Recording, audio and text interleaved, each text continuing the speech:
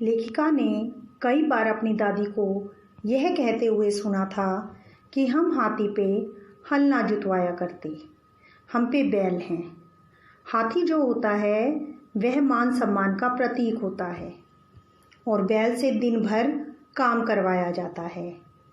उनकी बहू जो है यानी लेखिका की माँ, वह हाथी की तरह मान सम्मान का प्रतीक है और उन लोगों के पास बैल की तरह काम करने वाले बहुत से लोग हैं।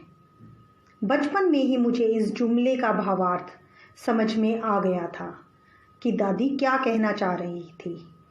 जब देखा था कि हम बच्चों की ममतालू परवरिश के मामले में, ममतालू यानी ममता से भरी परवरिश के मामले में माँ के सिवा घर के सभी प्राणी मुस्तैद रहते थे, मुस्तैद तैयार रहते थे। दादी और उनकी जेठानियाँ ही नहीं, यानी माँ की जेठानियाँ कौन हुई? लेखिका के पिता के बड़े भाई की पत्नियाँ। तो जो उनकी जेठानियाँ ही नहीं, खुद मर्द जात और पिताजी भी बच्चों की देखभाल करते थे। पर लेखिका की माँ जो कोई ठोस काम नहीं करती थी, उसका मतलब यह नहीं था कि माँ को आज़ादी का जुनून कम था। वह भरपूर था और उसे अपने तरीके से वे निभाती भी रही थी। जाहिर है कि जब जुनून आज़ादी का हो तो उसे निभाना भी आज़ादी से चाहिए। जिस तिस से पूछकर उसके तरीके से नहीं, खुद अपने तरीके से माँ ने आज़ादी का जुनून भरपूर निभाया था। लेखिका बताती हैं कि हमने अपनी माँ को कभी भारतीय माँ जैसा नहीं पाया। एक आम भारतीय माँ ममता की मूर्ति होती है। उसके जीवन का केंद्र उसकी संतान होती है। वह उन्हीं के लिए जीती जागती है। भारतीय माँ अपने बच्चों से अपूर्व लाड़ करती है। वह उन्हें खिलाने पिलाने और उनकी देखभाल के लिए पूरी तरह समर्पित होती है। वही बच्चों को जीवनोपयोगी संस्कार भी देती है। लेकिन लेखिका की माँ ने कभी अपने बच्चों से लाड़ प्यार नहीं किया, न ही उनके लिए खाना पकाया और न ही अपनी बेटियों को अच्छी पत्नी और बहू बनने की सीख दी। हो सकता है बीमारी के चलते हुए वे घर पार नहीं संभाल पा रही थी, पर सबसे ज़्यादा बड़ा हाथ जो था वो उनकी अरुचि का था, यानी उन्हें इंटरेस्ट ही नहीं था। उनका ज़्यादा वक्त किताबें पढ़ने, साहित्य चर्चा करने और संगीत सुनने में बीत जाता था और ये सब काम वे बिस्तर पर लेटे लेटे किया करती थी। लेखिका कहती है, जैसा मैंने पहले कहा था, हमारे परंपराओं को निभाने वाले दादा दादी या उनकी ससुराल के अन्य सदस्य भी उन पर नाम नहीं रखते थे और न ही उनसे आम औरत की तरह होने की उम्मीद रखते थे। अपेक्षा का अर्थ हुआ उम्मीद। अब इतना होने के बाद भी सब लोगों की उनमें श्रद्धा थी। अब जब वह किसी कर्तव्य को ही नहीं निभाती थी तो इतनी श्रद्धा कैसे थी? लेखिका को दो कारण समझ में आए। पहला, वे कभी झूठ नहीं बोलती थी और दूसरा, किसी की गोपनीय बात को दूसरों के सामने प्रकट नहीं करती थी। कभी झूठ न बोलने के कारण उन्हें घर वालों का आदर मिला हुआ था और किसी की गोपनीय बात को दूसरों पर जाहिर न करने के कारण उन्हें बाहर वालों की दोस्ती मिली हुई थी।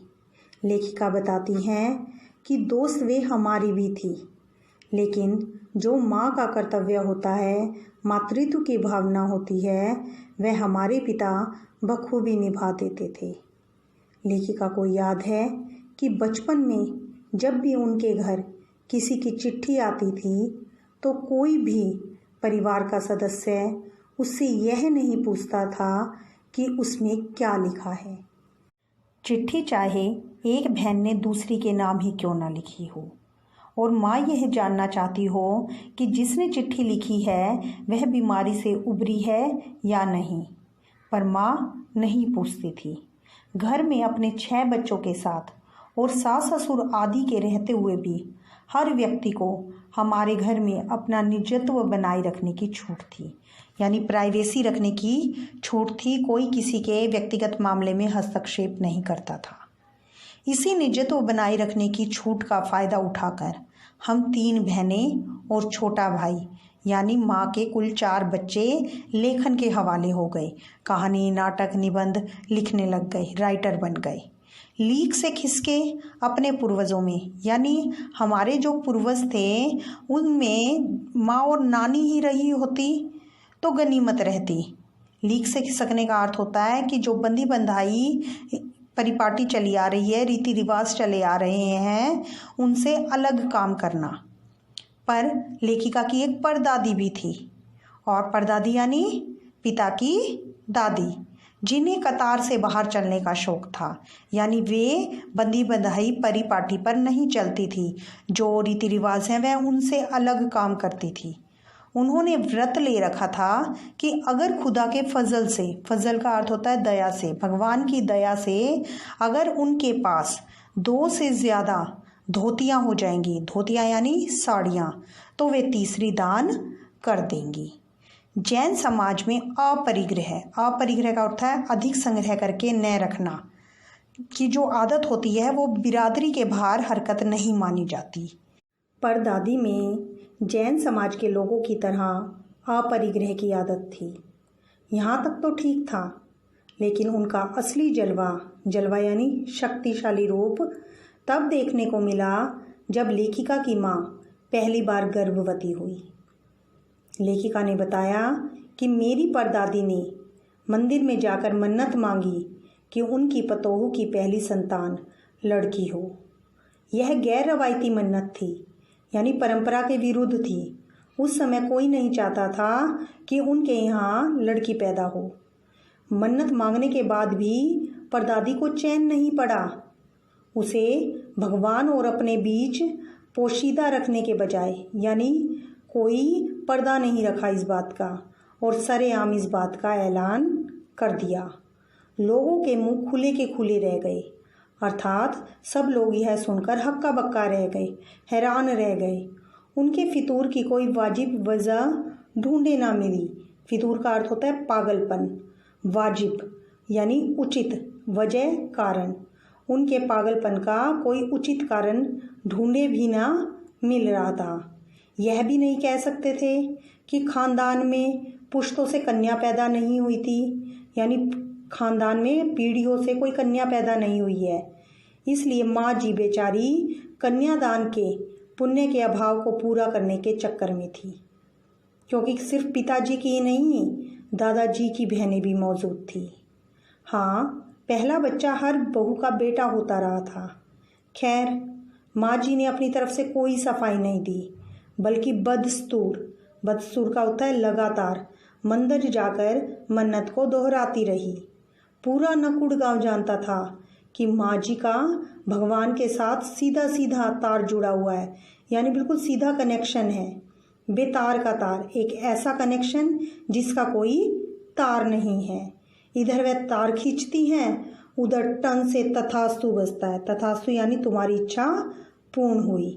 मेरी दादी तो पहली मर्तबा में ही तैयार हो गई थी कि गोद में खेलेगी तो पोती ही खेलेगी।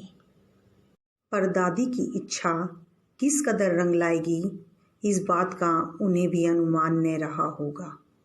लड़की की गैर वाजिब जुस्तजू सुन, गैर वाजिब यानी अनुचित, जुस्तजू इच्छा सुन, भगवान भी कुछ ऐसी अफरा तफरी में आ गए, अफरा तफरी यानी हलचल में आ गए कि उन्होंने एक न दो बल्कि पूरी 5 लड़कियां एक के बाद एक इस धरती पर उतार दी। यानी लेखिका की माँ ने एक के बाद एक 5 लड़कियों को जन्म दिया। अब लेखिका कहती हैं कि भगवान को क्या कहें, माँ जी के सामने तो नामी चोर यानी प्रसिद्ध चोर भी अफरा तफरी में हलचल में आ जाते थे। माँ जी और प्रसिद्ध चोर का किस्सा होश संभालने के बाद लेखिका ने कई बार सुना था। चोर के दीदार होता है दर्शन, दर्शन की खुशकिस्मती भी उनके हाथ आई थी, उन्हें अवसर मिला था। हुआ यूं था कि एक शादी के सिलसिले में नकुड़ की हवेली के तमाम मर्द यानी सभी मर्द बारात में दूसरे गांव में गए हुए थे और घर की औरतें सज धज कर रत जगा मना रही थी, यानी रात को जागकर उत्सव मना रही थी। नाच गाने और ढोलक की थाप के शोर में नामी चोर यानी प्रसिद्ध चोर कब हवेली में घुस गया, इस बात की किसी को खबर ना हुई। चोर बदकिस्मत था, उसकी किस्मत अच्छी नहीं थी, क्योंकि जिस कमरे में वह घुसा उसमें परदादी सो रही थी। औरतों के शोर से बचने के लिए वे अपना कमरा छोड़कर दूसरे कमरे में जाकर सो गई थी।